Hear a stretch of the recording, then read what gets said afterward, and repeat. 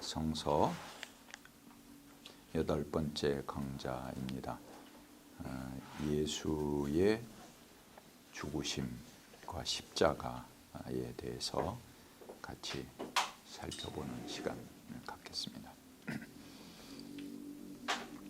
자, 예수님이 왜 돌아가셨는가 하는 것, 우리 기독교 신학의 십자가가 굉장히 중심적이기 때문에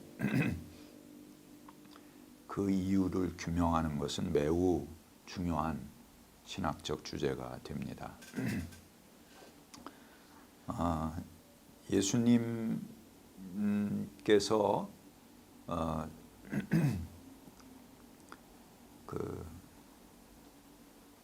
공관복음에 의하면 1년 반 정도가 이제 공생의 기간인데요. 뭐 요한복음은 이제 3년이지만 그 중에서도 마지막 일주일, 예루살렘에서 보내신 그 일주일에 대한 이야기가 복음서의 그 3분의 1을 넘습니다. 굉장히 중요한 시간들이죠.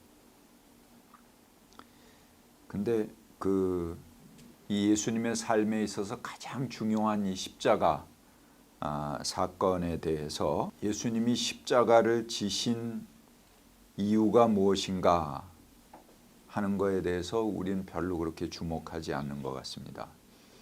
그냥 단순하게 우리 죄를 대속하기 위해서 돌아가셨다, 그렇게 이야기를 하죠. 근데 꼭 성경에 그렇게만 기록하고 있는 것은 아닙니다. 에베소서 같은 경우는 십자가는 원수된 것을 소멸시켜 하나 되기 위한 것이다, 그렇게 또 설명을 합니다. 후대 사람들이 십자가에 대한 신학적인 해석이 우리 죄를 대속해서 하기 위해 돌아가셨다 하는 것도 이제 십자가에 대한 하나의 해석이죠. 그 다음에 에베소서가 원수된 것을 하나 되게 하기 위해서 그렇다 하는 것도 십자가에 대한 해석입니다. 그래서 여기 예수님의 죽임을 당하시게 된 이유가 뭔가 하는 것들을 이제 복음서하고 주변 자료들을 통해서 우리가 오늘 좀 분석해보고 그 다음에 이제 그 십자가의 의미라든가 그 역사적인 십자가가 어떤 모습이었나 하는 것들을 같이 살펴보려고 합니다. 만약에 예수님이 병자들을 고치고 소경을 눈뜨게 하고 배고픈 사람의 빵이나 만들어 먹이는 기적을 행하셨다면은 아마 사람들이 굳이 그를 십자가형에 처하지 않았을 것입니다. 좋은 일을 하는 사람 왜 십자가형에 처하겠어요? 뭐 그런 이유가 정치적으로 그를 제거할 만한 이유가 된다고 생각하지 않습니다. 그거는 어떤 통치자든 자기에게 도움이 되는 그런 일이죠. 근데 예수를 죽이려고 음모를 꾸민 사람들의 이야기는 복음서를 보면 예수님의 공생의 초기부터 그런 음모가 나옵니다. 마가복음 3장 6절에 예수님이 이제 촌락회당에서 안식일 논쟁을 비롯해서 율법에 대한 논쟁을 벌이시고 난 다음에 그러자 바리새파 사람들은 바깥으로 나가서 곧바로 헤롯 당원들과 함께 예수를 없앨 모의를 하였다. 마가복음 3장 6절에 이제 그렇게 말을 합니다. 또 마태복음은 예수께서 비유로 말씀하신 후에 흉계를 꾸며서 예수를 죽이려고 했다라고 전하고 있습니다. 하지만 그 예수 주변의 사람들이 따랐고 사회의 그늘에 있는 소외된 민중이 늘 그 주변에 몰려 있었습니다. 머물렀습니다. 그리고 예수님의 말씀에는 권위가 있었고 그 유대 지도자들보다는 훨씬 인기가 많았습니다. 그래서 여기에 대해서 붙인 그 죄목은 민중을 선동한다는 정치적 이유가 붙었습니다. 누가복음 23장 5절 한번 읽어주세요. 그러자 그대로 간주하는데 그 사람은 갈릴리에서 시작해서 여기에 이르기까지 온 유대를 음미하여 가르치면서 백성을 선동하고 있습니다 하고 말하였다. 예. 또 요한복음은 예수를 죽일 음모에 대해서 제사장들의 염려하고 그들이 모의 진행 과정을 그 예수를 죽일 모의를 하는 그 과정을 추적해서 보고하고 있습니다. 그 요한복음 11장 본문 한번 읽어주실래요? 그들은 그날부터 예수를 죽이려고 모여있다. 그래서 대제사장들과 바리새파 사람들은 예를 소집하여 말하였다. 이 사람이 표적을 많이 나타내고 있으니 어떻게 하면 좋겠습니까? 이 사람을 그대로 두면 모두 그를 믿을 것이요 그렇게 되면 노바 사람들이 와서 우리의 땅과 민족을 빼앗아갈 것입니다. 그 가운데 한 사람으로서 그의 대제사장인 가야바가 그들에게 말하였다. 당신들은 아무것도 모르고 한 사람이 백성을 대신하여 죽어서 민족 전체가 망하지 않는 것이 당신들에게 유익하다는 것을 생각하지 못하고 있어. 이 말은 가야바가 자기 생각으로 한 것이 아니라 그의 대제사장으로서 예수가 민족을 위하여 죽으실 것을 예언한 것이니 민족을 위할 뿐만 아니라 흩어져 있는 하나님의 자녀를 한데 모아서 하나가 되기 위하여 죽으실 것을 예언한 것이다. 그들은 그날부터 예수를 죽이려고 모의하였다. 예. 그 예수가 민중에게 인기가 있는 것을 두려워해서 이것이 정치적인 소요로 발전하게 될 것을 걱정했습니다. 그래서 그것은 곧바로 로마의 보복을 불러일으키게 되고 또 그 유대 지도자들은 자신들이 누리는 그런 권위와 또 로마와 백성들의 역할을 적당히 중재함으로 누리게 되는 자기들의 특권이 상실될 것을 두려워했죠. 그래서 예수를 희생시키는 게 좋겠다. 이렇게 모의를 합니다. 그리고 빌라도가 예수를 놓아주려고 하자 민중이 덩달아서 외칩니다. 이 사람을 놓아주면 총독님은 황제 폐하의 충신이 아닙니다. 자기를 가리켜서 왕이라고 하는 사람은 누구나 황제 폐하를 반역하는 자입니다. 요한복음 19장에 나오는 건데요. 비교적 이 요한복음이 이런 정치적인 이유를 잘 접근하고 있습니다. 마가복음이라든가 이런 공간복음은 우리의 죄를 대속해서 돌아가셨다 이런 관점으로 콱 그 씌워 있는데요. 요한복음에는 이런 공간복음은 별도의 자료이기 때문에 이런 정치적인 이유들이 많이 보도됩니다. 또 우리에게는 황제 폐하밖에는 왕이 없습니다. 그러니까 황제 숭배를 강요하던 로마에 대해서 예수가 자기가 왕이라고 그랬다. 이것이 이제 황제를 모독하고 반역죄다. 이런 그것으로 예수를 고발하는 것입니다. 민중이 일어나서 예수를 고소합니다. 누가복음 23장 1절. 우리가 보니 이 사람이 우리 민족을 오도하고 황제에게 세금 바치는 것을 반대하고 자칭 그리스도 곧 왕이라 하였습니다. 그렇게 누가복음도 이런 그 정치적인 이유들을 함께 보도하고 있습니다. 결국 예수는 황제를 부인하고 유대인의 왕이라고 칭한 죄로 십자가에 못 박힙니다. 그래서 예수의 그 십자가 명패는 유대인의 왕 이렇게 했다가 유대인의 왕이라고 그러면 또 유대인의 왕 뭐 이게 조금 모순된다 그래서 자칭 유대인의 왕 뭐 이렇게 그 하기도 하고요. 요한복음에는 이제 그렇게 보도를 합니다. 아무튼 예수님이 돌아가신 그 죄목은 그 왕이라고 그랬다. 황제 숭배를 하는 그 체제에서 독립된 왕이라고 그랬다는 것은 이제 그 별도의 왕국을 주장하는 거니까 이건 반역죄죠.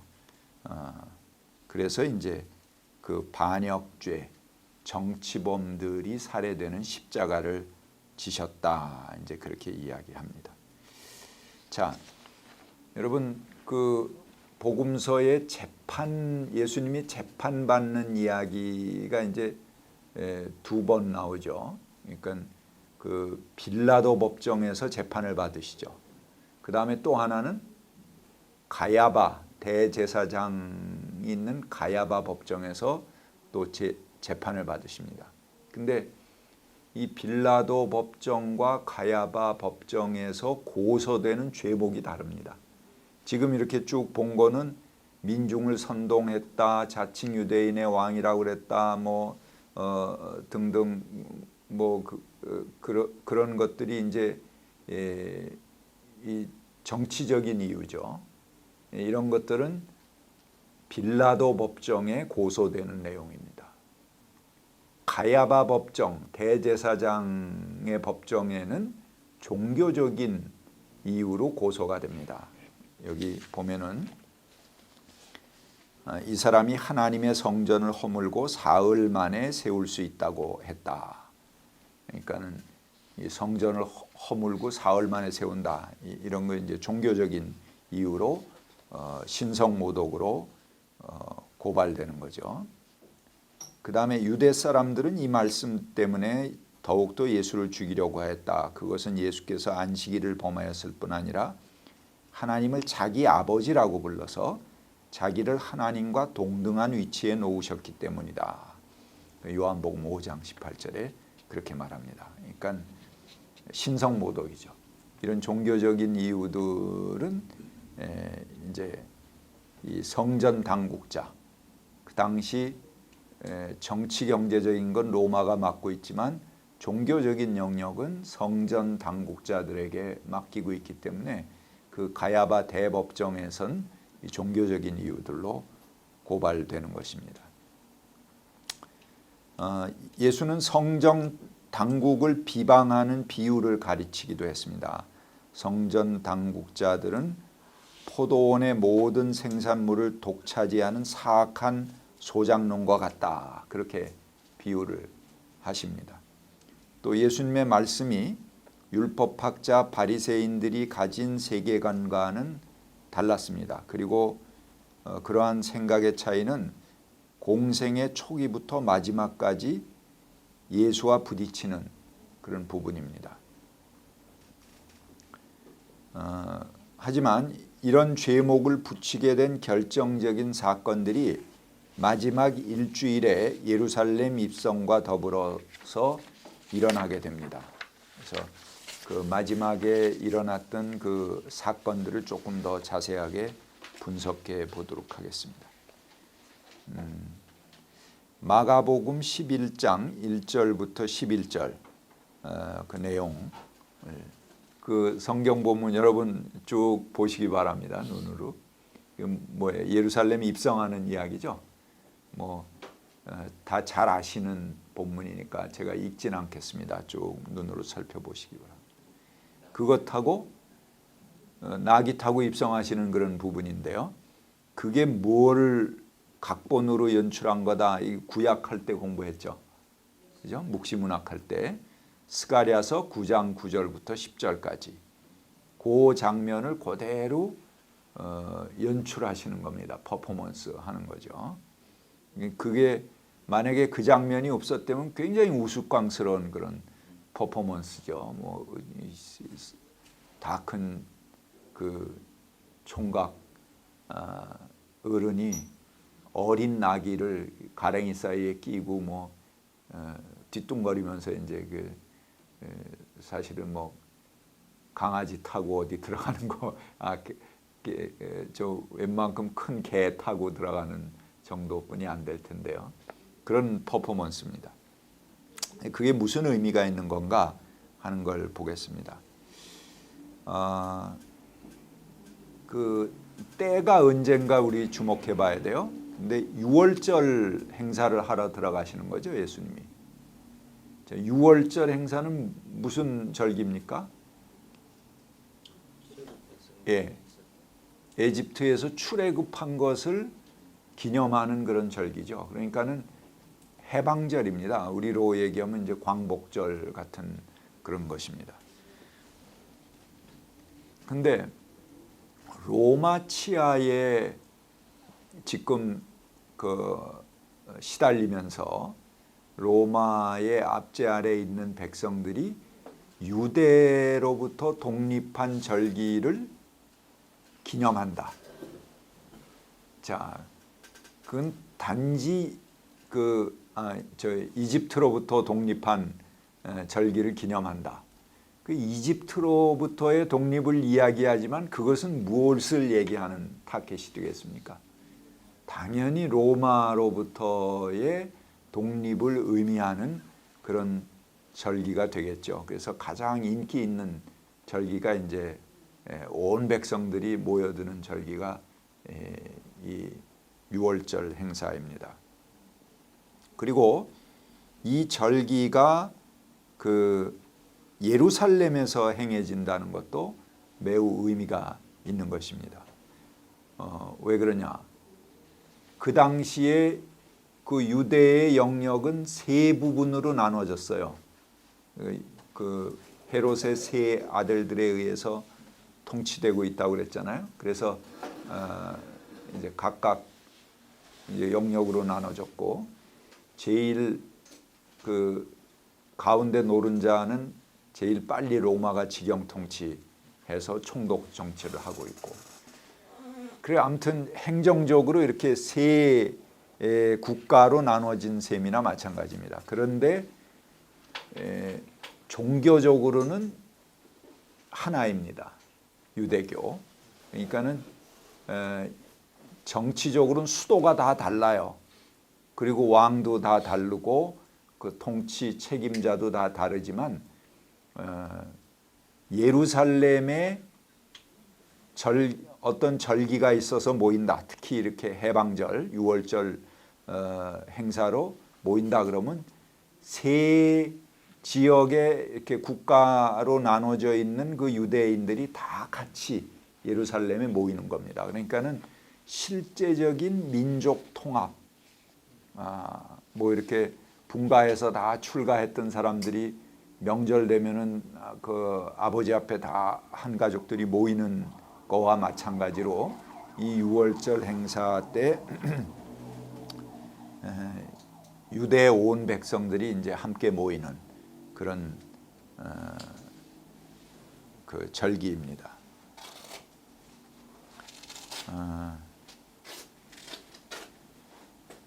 그래서 이렇게 군중들이 모여들다 보니까는 그 군중들 틈에서 이제 이 시위들이 일어나는 거죠.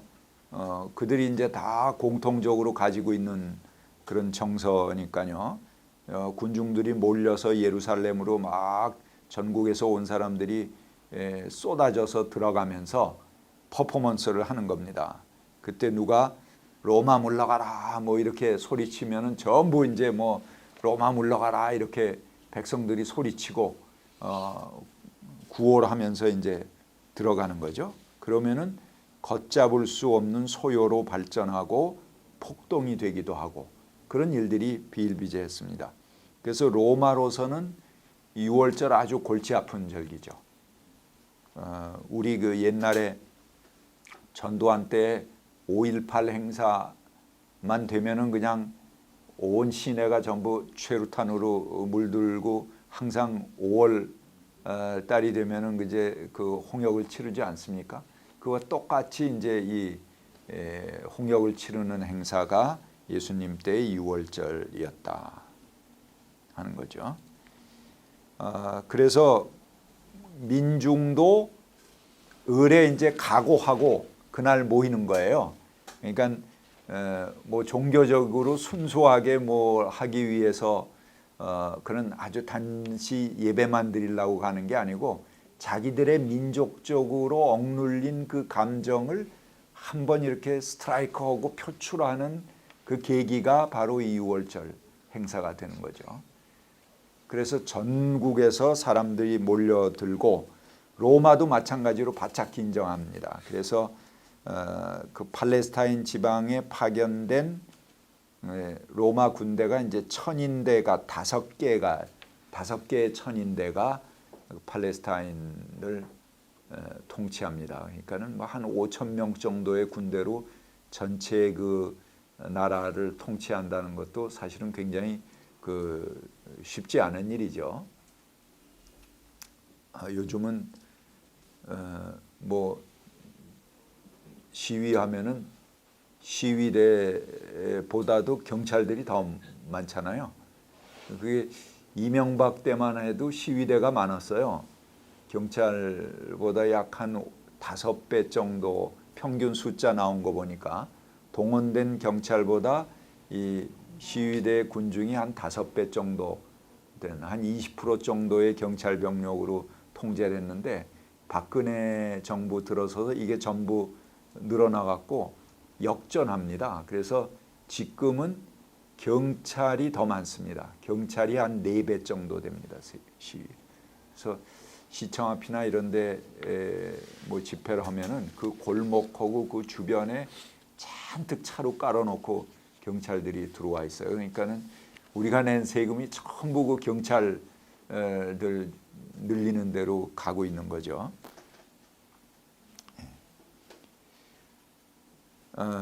얘기가 샜습니다만 예수님 때 이제 그렇게 해서 5개의 천인대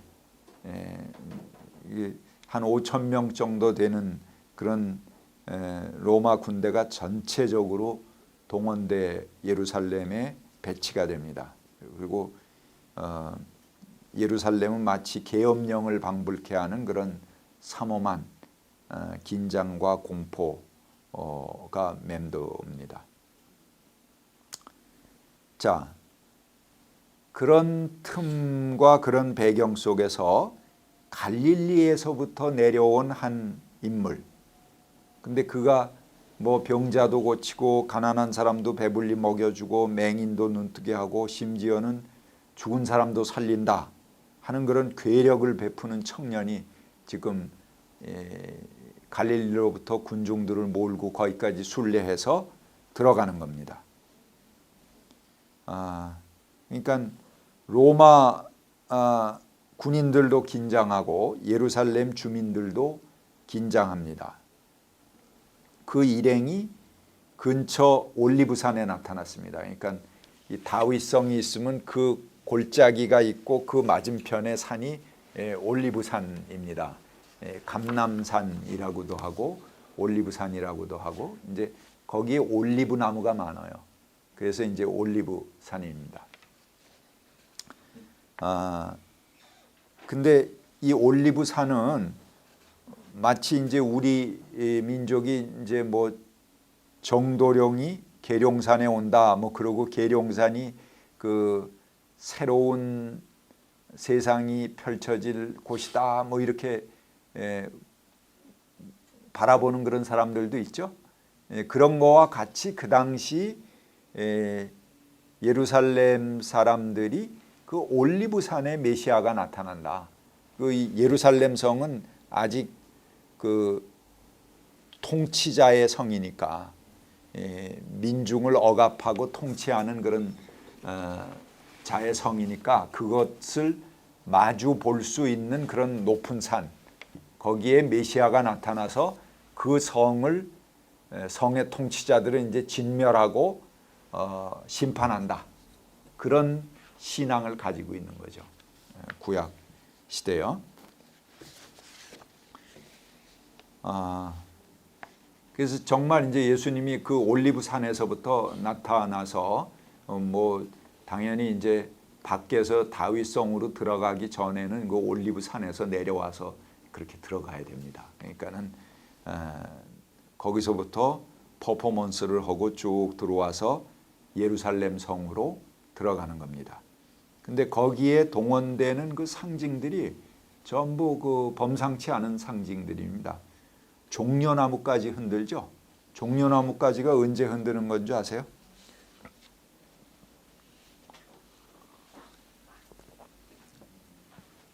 전쟁에서 승리하고 들어오는 장군들을 환영할 때, 그 개선 장군을 환영할 때 흔드는 나뭇가지가 종려 나뭇가지입니다.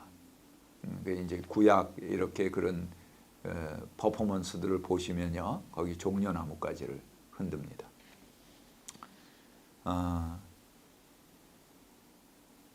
그러니까 그 이 시대를, 이 죄악의 시대, 그 잘못된 지도자들을 꺾고 새로운 메시아가 올리브산에서부터 도래해서 이 성으로 들어간다 하는 거를 이제 그 개선 장군의 의식으로 환영하는 게 이제 종려나무가지를 흔들고 예수를 따라 들어가는 거죠.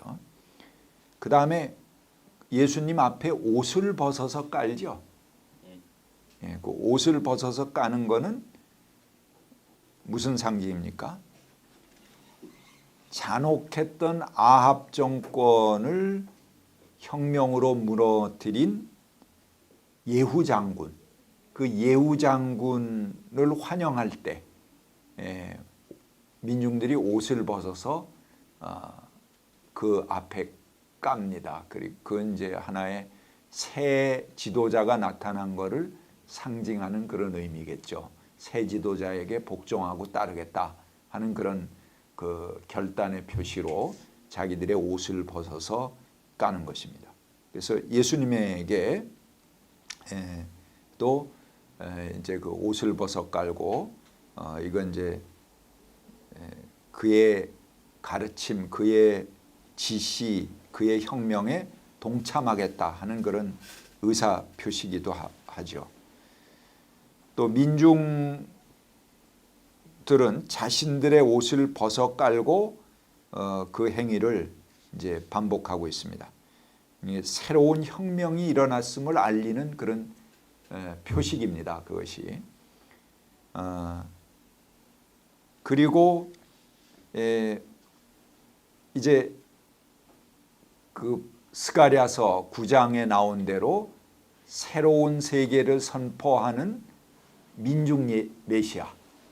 그러니까는 새로운 지도자가 군마나 병거를 타고 들어오는 게 아니고 나귀. 그러니까는 그 일하는 사람들이 쓰는 그 짐승이 나귀라고 그랬죠. 짐 실는 요즘으로 얘기하면 용달차 같은 겁니다. 이제 그런 나귀를 타고 그것도 이제 아주 평화를 상징하는 어린 나귀를 타고 그리고 메시아가 등장을 하는 것입니다.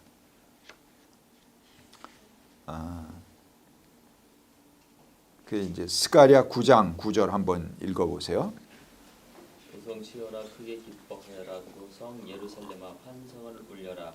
내 왕이 내게로 오신다. 그는 공의로우신 왕. 그는 구원을 베푸시는 왕이다. 그는 온순하셔서 나귀 곧 나귀 새끼인 어린 나귀를 타고 오신다. 예. 그렇게 그 왕, 새로운 왕, 예고된 왕의 입장, 그것도 이제 민중을 의 통치자로 오시는 그 왕의 퍼포먼스를 하면서 예수님이 이제 예루살렘으로 들어가시는 거죠. 근데 이 어린 나귀를 탄 임금은 그 다음 귀절에 이제 분명한 대기를 이룹니다. 곧 10절도 한번 읽어주세요. 내가 에브라임에서 병거를 없애고 예루살렘에서 군마를 없애며 전쟁할 때 쓰는 활도 꺾으려 한다. 그 왕은 뭇 민족들에게 평화를 선포할 것이며 그의 다스림이 이 바다에서 저 바다까지 유프라테스 강에서 땅 끝까지 이를 것이다. 예, 그가 왜 어린 나귀를 타고 들어오느냐 하면은 그는 이제 군마를 없애고 전쟁할 때 쓰는 활도 꺾고 그러니까 이제 병거도 아니고 말을 타고 들어오는 것도 아닙니다. 그래서 일하는 사람들이 집 날르는 그런 그 나귀를 타고 들어오면서 문민족들에게 평화를 선포하는 것입니다. 그렇게 퍼포먼스를 하고 이제 예루살렘에 들어오시는데, 이거는 이제 새 왕, 새로운 메시아는 일하는 사람들의 왕이다. 그리고 민중의 왕이다 하는 그런 하나의 상징으로 들어오는 거죠. 그래서 그는 전쟁할 때 쓰는 활도 꺾고 문민족들에게 평화를 선포할 왕으로 지금 예루살렘에 입성하는 것입니다. 그러니까 이게 그 하나의 퍼포먼스예요. 새 왕이 등극한다라는 퍼포먼스를 하고 있는 겁니다. 그러니까 로마의 비상계엄령 체제 아래서 새 왕의 즉위 선포를 의미하는 그런 퍼포먼스를 한다는 것은 아주 명백한 정치적 행위죠. 그 반역 행위입니다. 그리고 따라오는 민중들이 뭐라고 외치고 들어갔다고 그랬습니까?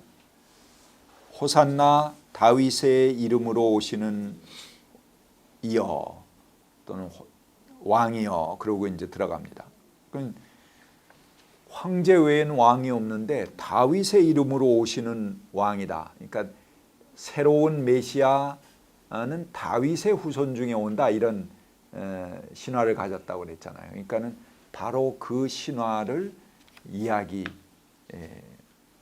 겁니다. 거기에 만족하는 메시아가 오셨다 하는 얘기를 하는 거예요.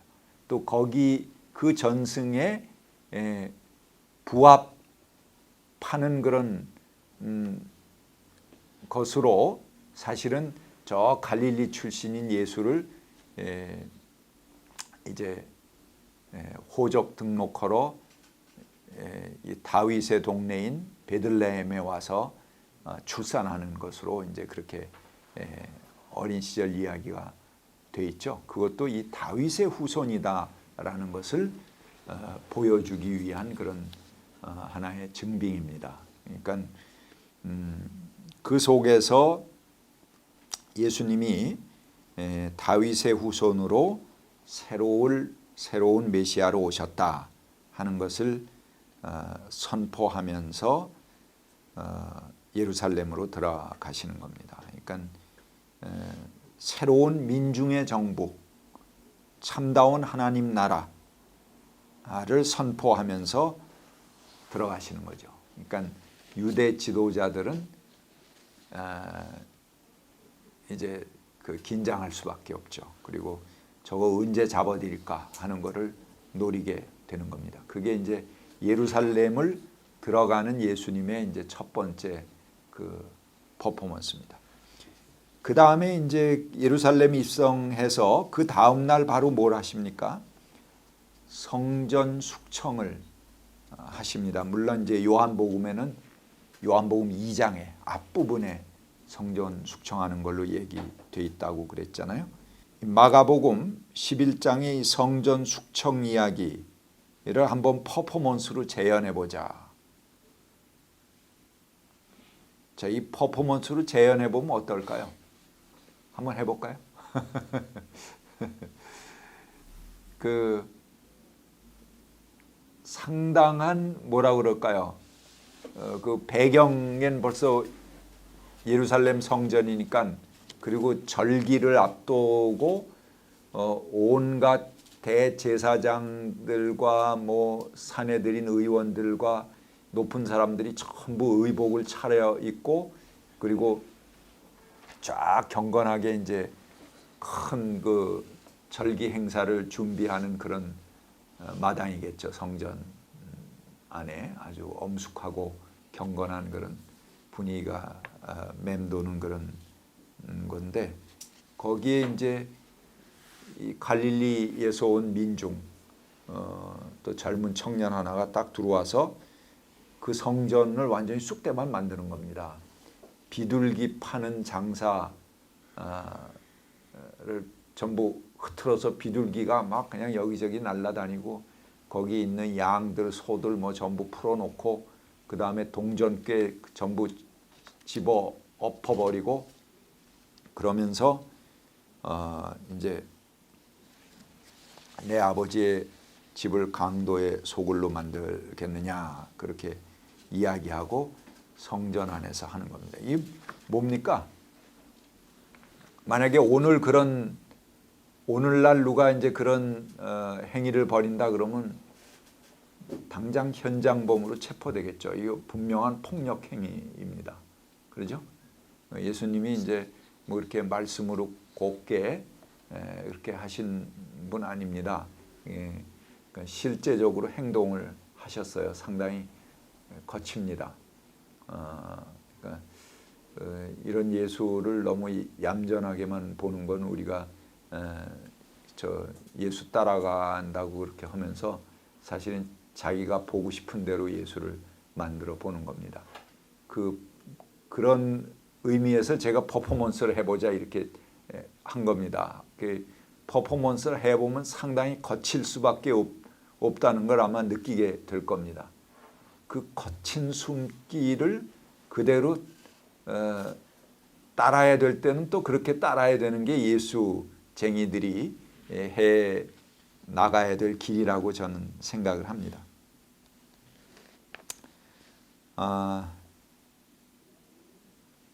그 성전 숙청 행위를 보고 혹자들은 이제 그렇게 얘기하기도 합니다. 예수님이 무슨 정치에 대해서 반기를 들었냐?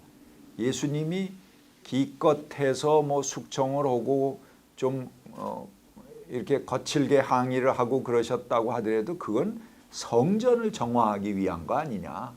그러니까는 교회 안에서 해야지 왜 밖에 뭐 정치적인 일들 그런 거 그 간섭을 하고 그러냐? 또 요 장면을 가지고 그렇게 얘기하는 분들이 계세요.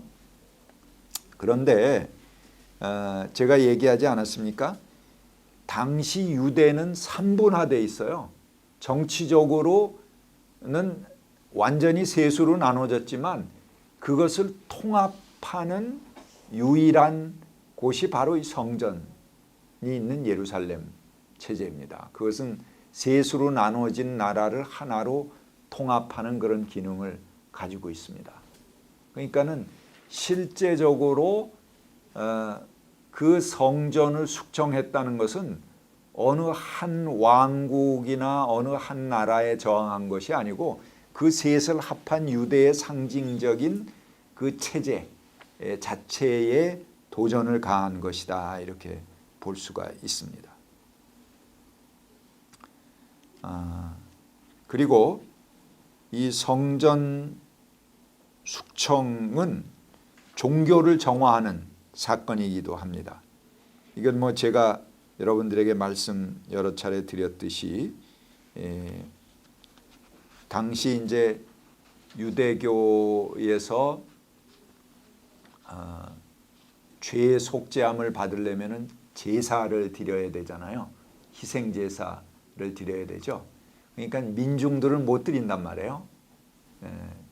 뭐 양이나 소 있으면 얼른 먹고 자기를 연명하기도 바쁜데 언제 죄까지 벗으려고 배고픈 놈이 가서 저 양이나 소를 잡아 바치겠어요. 그러니까 못하기 때문에 그 민중들을 위해서 어떤 특례법을 마련해 놨다고 그랬죠. 우리 구약 하면서 공부하셨죠. 그렇죠. 대체 제물로 쓰는 것이 산비둘기 또는 집비둘기 뭐 그런 겁니다. 그러니까 비둘기는 그냥 부지런하면 잡을 수 있으니까 그런 거를 해서 잡아 바치도록 했는데 예루살렘 성전에서 왜 비둘기를 재배해서 팝니까? 너희들이 잡아온 비둘기는 뭐 산에 가서 여기 다니면서 저 더러운 것도 먹고 뭐 이렇게 했는데 그러니까 그거를 하나님의 거룩한 성전에 바칠 수 없다. 그러니까는 흠 없이 아주 순결하게 키운 비둘기를 사서 그럼 바쳐라. 그러고 그 비둘기를 자기들이 키워서 비싸게 팔아먹는 겁니다. 알른이 죽지. 예? 그 양이나 소 바치지 못하는 사람들을 위해서 한 민중을 구제하기 위한 책으로 비둘기를 바치도록 했는데 그걸 저희들이 흠없는 비둘기라고 그래서 키워서 비싸게 팔아먹는단 말이에요. 강도지 그게. 그래서 예수님이 그 비둘기 상을 흩트는 겁니다. 그러니까 이거는 적어도 이 종교는 사람을 구제하기 위한 거예요. 그 마음 속에 있는 무거운 짐들, 나 죄인으로 생각하고 억누르고 있는 그런 올무들을 전부 이렇게 벗어주기 위한 것이 이제 그런 희생 제사라든가 이제 그런 거죠. 그러니까는 거기에 해당하지 못하는 사람들이 구제받도록 하는 그 책이었는데 그거를 자기들의 이해관계 속에 묶어놓고 이 종교 지도자들이 자기의 밥벌이로 생각하는 거죠. 그러니까는 이게 너도 나도 다 비둘기 갖다 바치면 이게 먹을 게 없겠다 이렇게 생각하니까 그 비둘기를 이제 비싼 비둘기를 자기들이 키워서 비싸게 팔아먹는 겁니다. 그래서 이것은 그 예수님께서 그야말로 유대 종교를 혁파하는 그런 의미로 성전 숙청을 하셨다 이렇게 볼 수 있습니다. 자, 그 다음에 성전 숙청은 민중 해방의 사건입니다. 유대 성전 체제는 하나님의 주권을 탈취했습니다. 유대 민중, 특히 갈릴리와 같은 농촌의 민중은 철저히 죄인이었습니다. 그리고 그들은 체제로부터 배제됩니다. 성전 숙청은 예수가 하나님과 그 백성 사이에 끼어들어서 주권을 실현하지 못하는 그 성전 체제를 뿌리로부터 부정하면서 그들에 의해서 죄인으로 낙인 찍힌 민중들을 해방하는 그런 사건이었습니다. 그래서 저울에 달아서 물건을 흥정하듯이 죄를 사하는 권세를 가지고 돈을 거두어 들이는 그들을 내쫓고 그들을 이제 성전에서 몰아버린 거죠. 채찍으로. 그리고 본래 그 민중들이 주인이 되는 그들이 새로운 용서를 얻고 새 힘을 얻고 살 수 있도록 하는 그 성전으로 바꾸시는 겁니다. 그것이 이제 이 성전 체제, 성전 숙청하시는 그런 것의 두 번째 의미죠. 세 번째 성전 숙청의 의미는 뭐냐? 성전 체제 배후에 도사리고 있는 로마 제국주의를 향한 투쟁이다 이렇게 볼 수 있습니다. 왜? 자, 급진적 유대 민족 운동이었던 마카베오 운동도 마카비 혁명이죠. 예루살렘 탈환과 성전 숙청으로 이어졌습니다. 그리고 당시 유대 민중은 그들의 경제적 착취의 근원이 로마임을 정확히 인식하고 있었습니다. 그래서 이미 갈릴리를 중심으로 대규모 납세 거부 운동이 일어나고 있었죠. 그런 와중에서 예수가 성전을 숙청한 것은 성전이 가지는 민족적 이중성 때문에 그렇습니다. 자, 성전 체제는 헤롯 정권의 중요한 역할 중에 하나가 로마의 폭력을 위장하는 역할입니다. 그러니까 외국 군대가 와 있는 거잖아요. 외국 군대가 다스리고 있는데 그 외국 군대는 우리 민족의 안위와 평안을 지키기 위해서 희생하고 있는 우리의 국가 안보를 지켜주는 그런 고마운 사람들이다. 이렇게 선전하는 거죠. 항상 외국 군대가 주둔하는 것은 자기들의 목적을 위해서 주둔하는 겁니다. 그리고 그것을 허용하는 정권은 그렇게 선전하는 것입니다. 이제 그것이 예수님 때도 그대로 드러나는 것이죠. 그래서 이 군대가 절대 점령군이 아니고 평화를 지키기 위해서, 우리의 안전과 생명을 지키기 위해서 온 군대다, 이렇게 선언하는 거죠. 물론 이제 그 평화와 안전을 지켜주겠죠. 그러나 그것을 지키기 위해선 막대한 세금을 걷어서 그들의 주머니를 채워주는 대가가 있기 전에는 그 평화의 군대라고 하는 로마 군대가 언제 정복군으로 그 민중들을 학살할지 모르는 거죠. 그러니까는 그 군대, 외국 군대를 주둔시키고 있는 한 그들의 주머니를 그들이 요구하는 대로 다시건 채워줘야 되는 그 조건을 만족시켜야 되는 것입니다. 그래야지만 그들이 평화의 군대가 되는 거지, 그렇지 않으면 그들은 금방 총뿌리를 그 민중들에게 들이대고 학살하는 그런 폭력의 군대가 되는 거죠. 그래서 이 민중들을 각종 세금으로 착취하고 또 군대를 파견해서 그런 그 세금을 걷어들이는 그 폭력 체제를 유지시켜 나가는 거죠. 그것을 유지해 나가는 게 이제 그 군대의 역할입니다. 근데 자기들이 그걸 이제 유대 민중들이 알고 납세 거부 운동을 하는 거죠. 근데 로마가 우리가 평화군대다 이렇게 얘기해봤자 믿질 않아요. 그러니까 괴뢰 정권이 또 필요한 겁니다. 이들은 유대인 중에서 이들은 우리를 위해서 와 있는 아주 고마운 군대다, 이렇게 그 선전해 줄 정부가 필요한 거죠. 그래서 누군가 그들을 대신해서 로마를 평화의 사절이나 구원자로 위장하는 일을 맡아서 해야 됩니다. 그 중심에 성전 체제와 헤롯 왕가가 자리 잡고 있습니다. 그들은 로마의 대리 통치자 역할에 충실합니다. 때로는 민족주의에 호소해서 로마와 맞서는 척하면서 자신들의 지지를 끌어내기도 했습니다.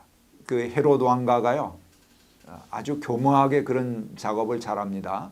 그러니까 로마 통치 아래 있으면서 예루살렘 성전을 대대적으로 개축하잖아요. 그리고 예루살렘을 전부 이렇게 그 포장하고 정비하고 그러면서 마치 로마하고 어느 때는 좀 맞서서 자기들이 민족적 자긍심을 높이는 것 같은 그런 제스처를 또 취하기도 합니다. 헤롯이. 그런 줄타리기를 아주 잘하는 그 교묘한 지도자죠. 그게 이제 성전 체제를 이용하는 겁니다. 그러니까는 이런 절기 때가 되면은 온 유대 영역, 아까 세수로 나눠진 나라에서 전부 민중들이 모인다고 그랬잖아요. 그러면 그 민중들 앞에 이제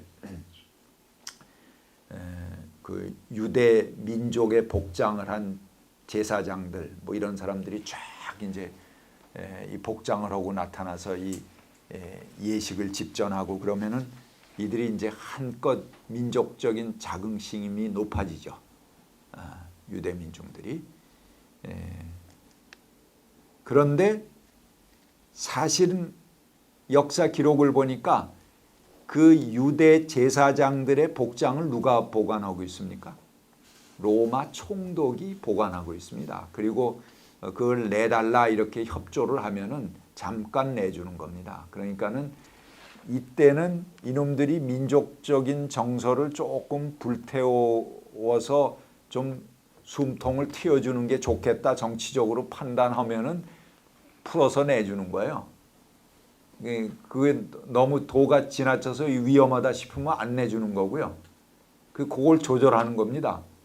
그러면 이제 그걸 착 입고 나오면은 그 로마 치하에서 그 민중들은 와 이제 뭐 자기 민족의 옛날의 그 관습과 뭐 이런 복장이 쭉 나오니까 굉장히 그 자기들의 저항 의식 이게 뭐 어떤 한 면처럼 생각하고 민족적 자긍심을 아주 불태울 수 있는 겁니다. 그러니까 성전 체제라는 것이 바로 그런 겁니다. 실제로는 로마하고 협력하고 있어요. 그래서 적절하게 민중을 통제하기도 하고 때로는 분노를 자극하기도 하고 그러면서 조절하면서 어떻게 로마 체제에 많은 세금을 걷어서 협조할까 하는 그 전제로서 헤롯 왕도 필요한 거고 성전 체제도 필요한 겁니다. 그러니까 뒤는 서로 이렇게 손잡고 짜고 치는데 앞으로는 어느 때는 짐짓 그들과 맞서는 척하기도 하고 또는 뭐 순종하는 척하기도 하고 이런 거를 완급을 조절해 가면서 민중을 속이고 있는 것이 성전 체제다 하는 것입니다. 그래서 예수님의 성전 숙청 사건은 단지 종교 내적인 사건이 아니다. 이걸 그렇게 보는 사람들은 이 성서 시대와 그 역사에 대한 이해가 부족하기 때문에 그렇게 보는 겁니다. 그건 뭐냐? 바로 그 민중을 속이고 잘못 오도하고 그들에게 로마에 충성하게끔 음으로 양으로 이렇게 여러 가면을 쓰면서 유도하고 있는 그 체제를 드러내놓고 숙청하시는 겁니다. 그것이 성전 체제 숙청에 대한 의미라고 볼 수가 있습니다. 그러니까 유대 민중으로 하여금 자기들의 적을 분명하게 인식하게 하는 것입니다. 민중을 가로막는 위장막을 거두어 내고 민중을 수탈하는 구조를 보다 명백하게 드러내주는 그것이 바로 이 성전 숙청 사건이다. 그래서 모호한 안개 속에 가려져 있는 투쟁의 목표를 전선을 분명하게 해주는 것이 바로 이 성전 숙청 이야기다 이렇게 볼 수 있습니다. 여러분 이 성전 숙청 이야기를 가만히 보면서 우리의 현 상황이 그대로 읽혀지죠? 네. 그런 정도로만 제가 얘기하겠습니다.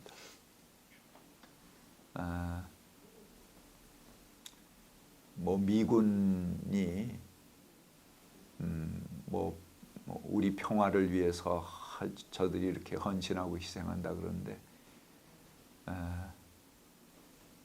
해마다 미군에게 들어가는 돈이 어느 정도 되는지 아십니까?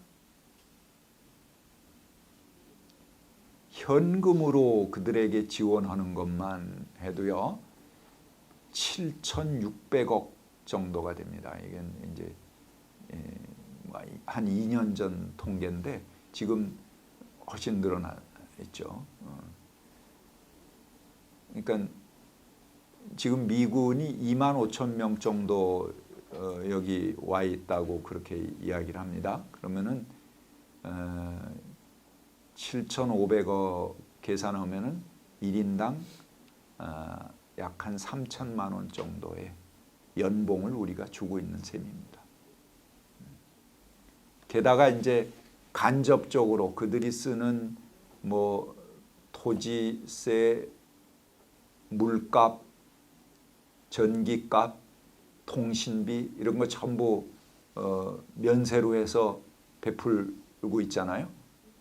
근데 그런 비용 전부 합하면은 1년에 약 3조 정도를 줍니다.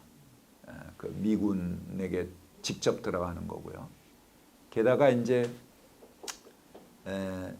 지금 매년 이제 미군이 여기 있는 한 우리가 미군 무기를 사들이지 뭐 비행기도 뭐 여기저기 견적은 받지만 그거 택도 없죠. 전부 미국 비행기 다 이미 각본으로 짜 있는 거죠. 그거 받아 드립니다. 근데 요즘 이제 또 미국 비행기하고 전시작전권 연기하면서 뭐 수십 조에 해당하는 거를 그 대신 연기해 줄 테니까 이거 사라 이렇게 얘기를 하는 건데 참 그 웃기는 얘기예요. 남의 나라 주권을 뺏는 건데 그 전시작전권을 연장해 줄 테니까 대신 우리 무기를 수십 조를 사라.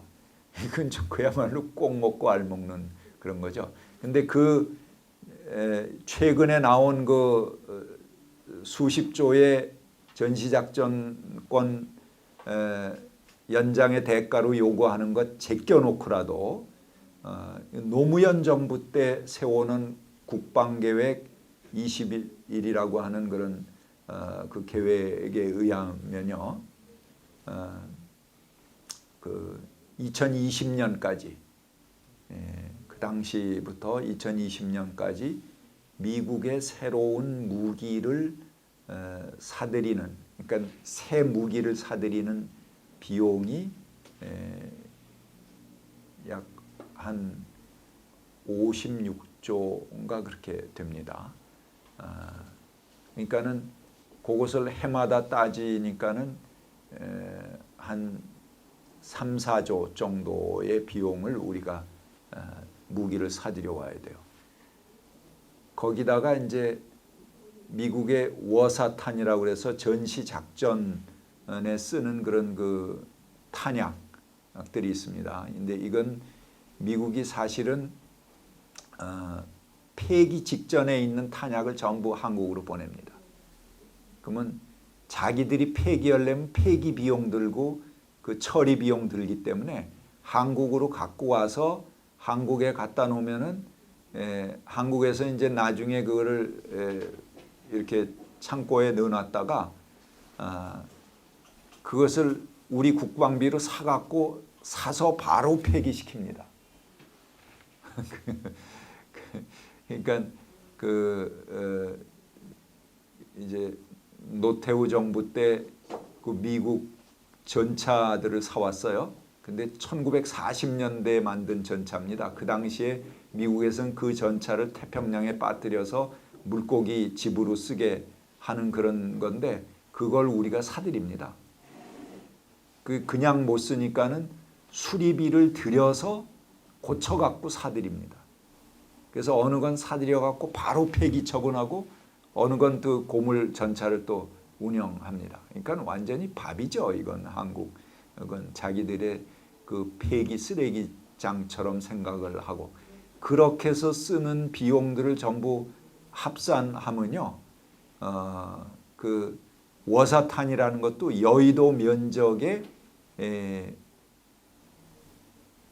약 한 20배에 해당하는 창고가 그 전시 탄약, 군수 물자를 보관하는 창고 면적입니다. 그걸 관리하는 것만 1년에 4천억씩 들어요. 그 비용은 전부 우리 또 국방비로 나갑니다. 그런 거 지금 평택 미군 기지하고 뭐 새로운 기지 하는 거 전부 자기들 기지인데 우리 보러 돈을 내라고 그럽니다.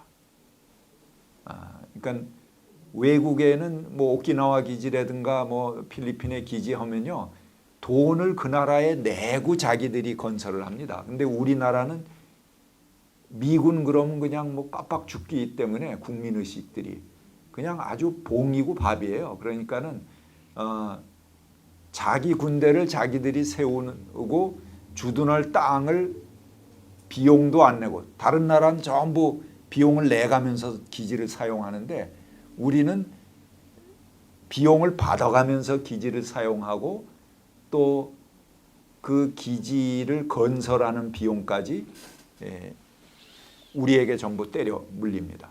그런 비용 합하면요, 1년에 8조 9조 정도가 지금 현 수준으로 매년 미군의 주머니에 들어가는 겁니다. 이거 엄청난 비용이죠.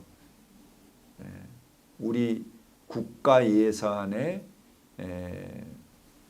10% 가까운, 뭐 한 7, 8% 되나요? 그런 비용이 미군 주머니로 들어가는 겁니다. 그러니까 이건 가만히 그냥 미군만 갖다 놓고도 자기들 장사가 되는 거죠. 근데 그거 없으면 큰일 난다고 생각하고 갖다가 돈을 자꾸 퍼질러 주는 그 참 문제입니다. 얘기가 길게 좀 헛나갔습니다만 여러분들이 꼭 아셔야 될 이야기이기 때문에 제가 말씀드렸습니다. 자, 옥합을 깬 여인, 죽음을 준비한 여인의 이야기는 제가 지난번에 하면서 이제 말씀을 드렸기 때문에 그거는 생략하겠습니다. 여러분들이 자료를 보시기 바랍니다.